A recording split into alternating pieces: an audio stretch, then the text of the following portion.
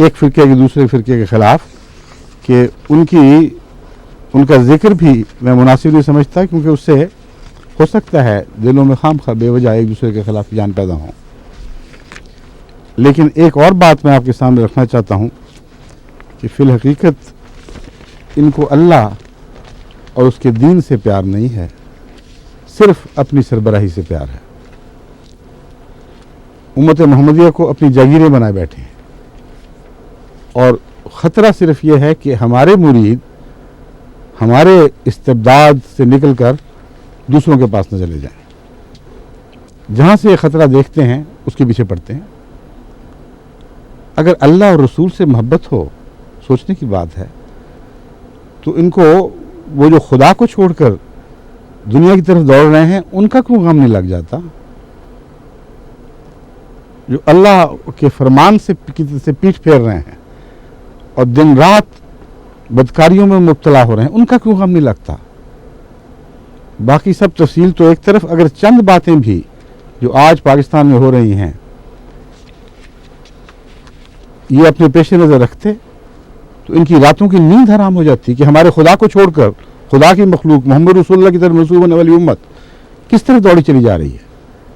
کبھی کسی مولوی کا بیان اس بارے میں نہیں دیکھیں گے، کبھی علماء کو گروہ در گروہ فیصل آباد اور لاہور اور کراچی اور ملتان اور حیدرآباد کی گلیوں میں دروازے کھٹکھٹاتے نہیں دیکھیں گے کہ اٹھو خدا کے لیے ان بدکاریوں کو چھوڑو، کیونکہ تم خدا کی طرف سے منہ موڑ گئے ہو، تم محمد رسول اللہ کی طرف پیٹھ پھیر گئے ہو۔ اگر سچی محبت ہو تو یہ رد عمل ہونا چاہیے۔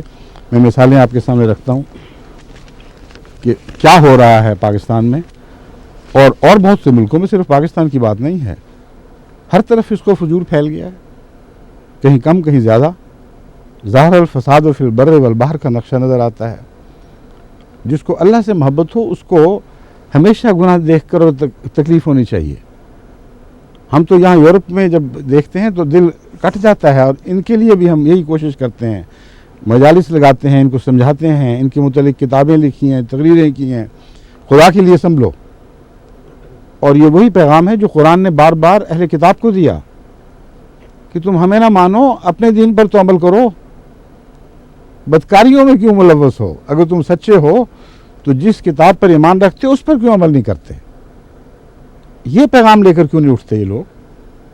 اگر دین سے محبت ہو تو ان حالات میں جو ملک خصوصاً پاکستان میں اس وقت رونما ہو رہے ہیں، ان کی تو راتوں کی نیندیں حرام ہو جانی چاہیے تھی۔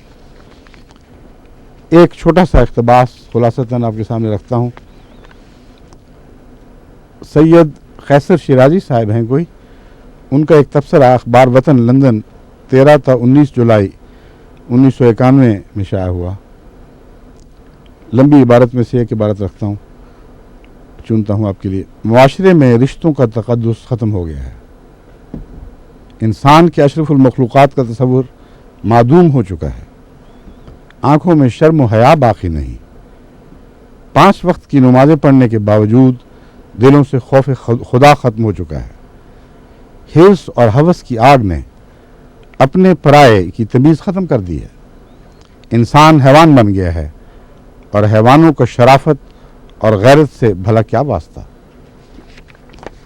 بڑی محتاط تحریر ہے، جو واقعات اخباروں میں روز چھپ رہے ہیں ان کے چند نمونے میں آپ کے سامنے رکھتا ہوں۔ تفصیل بیان کرنے کی تو مجھ میں طاقت نہیں ہے، لیکن چند نمونے آپ کے سامنے رکھتا ہوں تاکہ آپ کو یاد آئے کہ ہو کیا رہا ہے، جس سے یہ سارے علماء غافل ہیں جن کو تمام تر خطرات اسلام کے لیے صرف احمدیت میں نظر آ رہے ہیں۔ ہر دوسرا خطرہ نظر سے اوجھل ہے، یا دیکھتے ہیں اور اندھوں کی طرح دیکھتے ہیں، دیکھ نہیں رہے کہ کیا ہو رہا ہے۔ عورتوں اور بچوں پر جنگ لاہور 26 مارچ، شوہر اور 5 بچوں کے سامنے عورت کی اجتماعی آبرو ریزی، یہ عنوان ہے اسلامی مملکت میں۔ انا للہ و انا الیہ راجعون۔ پاکستان میں 2000 عورتیں حدود آرڈیننس کے تحت جیلوں میں بند ہیں۔ جنگ لاہور 14 فروری۔ 18 فروری میں خبر ہے احمد پور شرقیہ کی بستی میں 5 مسلح افراد کی شادی شدہ عورت سے رات بھر زیادتی۔ شیخو پورہ میں کوچوان کی 15 سالہ بیٹی، جنگ لاہور۔ تنسیخ نکاح کا دعویٰ کرنے والی عورت کے ساتھ کتنے روز تک زیادتی ہوتی رہی؟ جنگ 1 مارچ، یہ کیسی تیری بستی ہے؟ ماں کو بیٹی سمیت بے آبرو کر دیا گیا، جنگ 4 مارچ 1992، اور پھر ان کے 2 معصوم بچے ان کے سامنے قتل کر دیے گئے۔ شور کوٹ، مسلح افراد نے نوجوان لڑکی کو یہ کیا اور وہ کیا۔ روزنامہ جنگ لاہور 18 مارچ، جنگ لاہور 27 جون 1992، 4 درندہ صفت افراد کی شادی شدہ عورت سے زیادتی۔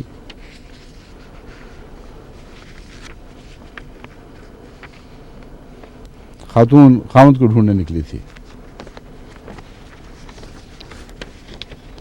رمضان مبارک کا احترام آرڈیننس بن رہے ہیں، زبردستی نمازیں پڑھانے کی باتیں ہو رہی ہیں، اور عملاً دنیا میں ہو کیا رہا ہے اس کے نمونے دیکھیے۔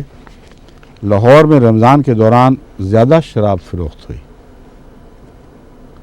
غیر مسلم پرمٹ پر شراب خرید کر مہنگے داموں مسلمان شرابیوں کے ہاتھ فروخت کرتے ہیں۔ آگے سنیے، کسی احمدی کے نام پر کوئی پرمٹ نہیں،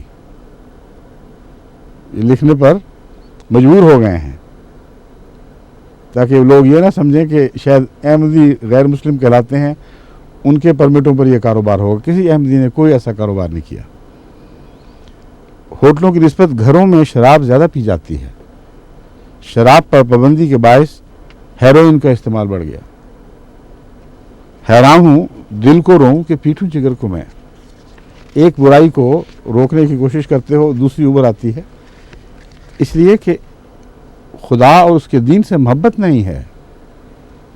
اگر حضرت محمد مصطفیٰ صلی اللہ علیہ وسلم کے سچے غلام ہوتے تو آپ کی زبان میں نصیحت کر کے، آپ کے اسلوب اختیار کر کے نصیحت کرتے، گریہ زاری کرتے خدا کے حضور، اور روتے ہوئے لوگوں کے پاس پہنچتے کہ خدا کے لیے اللہ رسول کی عظمت اور بزرگی کا حوالہ دے کر ہم تمہارے پاؤں پکڑتے ہیں کہ ان چیزوں سے باز آؤ اور لوٹ آؤ کھوئی ہوئی جنت کی طرف، یعنی اللہ اور رسول کی اطاعت کی طرف۔ پھر دیکھتے کہ خدا کے فضل سے کیسا اثر ہوتا ہے، کیونکہ خدا تعالیٰ کا قرآن کریم میں حضرت محمد مصطفیٰ صلی اللہ علیہ وسلم سے ایک وعدہ ہے، جو آپ کی ذات آپ کے وقت تک محدود نہیں، بلکہ آپ کی اس ذات سے تعلق ہے جو ہمیشہ زندہ رہے گی، جس کا قیامت تک سے تعلق ہے، اور وہ یہ وعدہ ہے، فذکر ان نفعت ذکرہ، اے محمد تو نصیحت کر اور کرتا چلا جا، اور ہم یقین دلاتے ہیں کہ تیری یہ نصیحت جیسے تو کرتا ہے یہ ضرور اثر دکھائے گی، یہ رائے گاں جا نہیں سکتی۔ بس قرآن نے جو نسخے دیے ہیں وہ تو بھول بیٹھے ہیں۔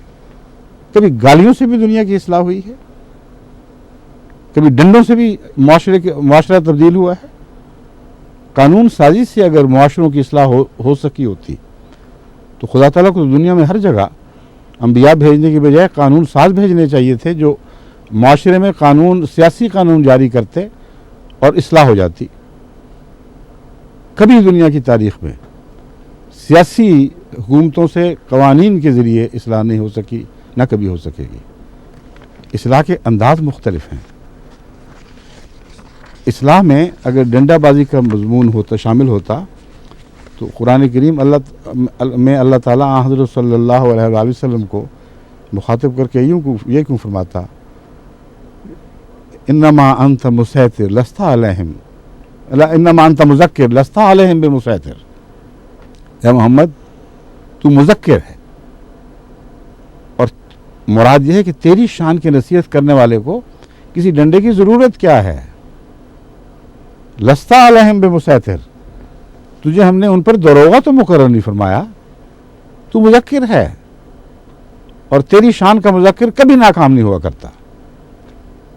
تیری نصیحت کافی ہے، اسی نصیحت کے ساتھ دنیا میں انقلاب برپا کرتا چلا جا۔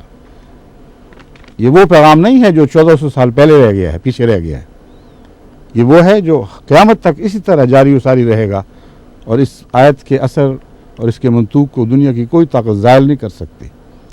اور رنگ وہ اختیار کریں، نصیحت کا وہ رنگ پکڑیں جو حضرت اقدس محمد مصطفیٰ صلی اللہ علیہ وسلم کا رنگ تھا۔ اب عید الفطر کا جشن کیسے منایا جا رہا ہے؟